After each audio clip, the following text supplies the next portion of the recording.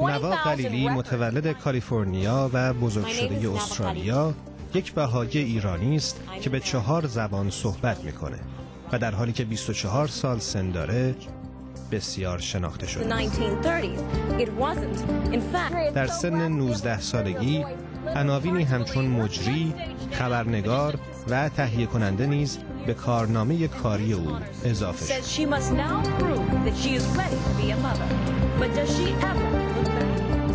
او همچنین برای راه اندازی برنامه‌ای مخصوص جوانان به نام قلب مرا پاک کن شهرت زیادی کسب کرد. تمرکز این برنامه روی بهبود سلامت نوجوانان از لحاظ عاطفی، روانی، معنوی و جنبه‌های فیزیکی است. دوره هم جمع میشیم تا به این نوجوانها بیاموزیم که کارهایی که اونها در سن نوجوانی و حتی قبل از اون میکنن دقیقاً همون کارهاییه که نوجوانای دیگه در سراسر جهان مثل ایران و کانادا و اروپا و استرالیا مشغول انجام اون هستند و به اونها یاد میدیم که همه ما در یک چیز مشترکیم. همه ما دارای ظرفیت معنوی برای غلبه بر هر مانعی که سر راهمون قرار بگیره هستیم. این دوره در مجموع 9 ساعت به طول می انجامه. جوانان گرد هم میان و گزیده‌هایی از کتب مقدسه رو میخونند. سپس در مورد این آثار با هم به بحث و گفتگو میپردازند و اونها رو با مسائل روز مرتبط میکنند. اونها به تفصیل در مورد موقعیت‌هایی که با اون مواجه میشن از جمله مواد مخدر، خشونت و رابطه جنسی قبل از ازدواج صحبت میکنن و بررسی میکنن که چطور آثار الهی میتونه به اونها در ارائه راه حلی عاقلانه برای این مشکلات کمک کنه. این ترتیب ما میتونیم از بسیاری از کارها یا تصمیم‌هایی که بعداً میگیریم جلوگیری کنیم، چون که ما از عواقب اونها کاملاً آگاهیم.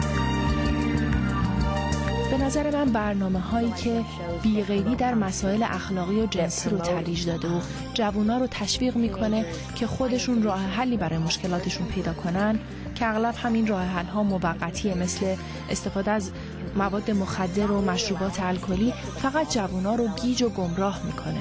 این راه حل‌ها به ما امکان رسیدگی به مشکلاتمون رو نمیده و در نتیجه ما نمیتونیم قابلیت‌های لازم برای حل اون مشکلات رو به دست بیاریم.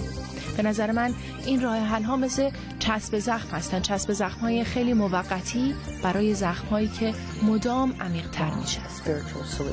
اونچه که آثار ادیان به ما می‌آموزند یک سری قوانین نیست، بلکه راهکارهایی است که به ما یاد میدن نباید از طریق خشونت، مواد مخدر و یا سوء استفاده جنسی مشکلاتمون رو برطرف کنیم، بلکه باید از طریق مطالعه و تحقیق در اونچه پیامبران الهی گفتند به راه حل مناسبی دست پیدا کنیم. دوست دارم اینو تکرار کنم که آثار مقدسه به ما نمیگن که چه کار کنیم و چه کار نکنیم. اونها قصد محدود کردن و یا اصلاح کردن ما رو ندارن. به نظر من اونها به ما آزادی میدن و یکی از چیزهایی که من در مورد دیانت بهایی دوست دارم اینه که در این دیانت تشویق به تحری حقیقت و سوال کردن درباره هر چی که میخونید شده. به نظر من این خیلی زیباست. هر کسی قابلیت ایجاد تغییر رو داره. این تغییر میتونه بیرون رفتن از خونه و کمک به یه همسایه محتاج باشه و یا ارائه خدمتی به جامعه یا ایجاد احساسات روحانی در کسی که نیازمند اون است. من فکر میکنم که انرژی مثبت تمام این کارها در اطراف ما هست و مسلماً تاثیرگذار خواهد.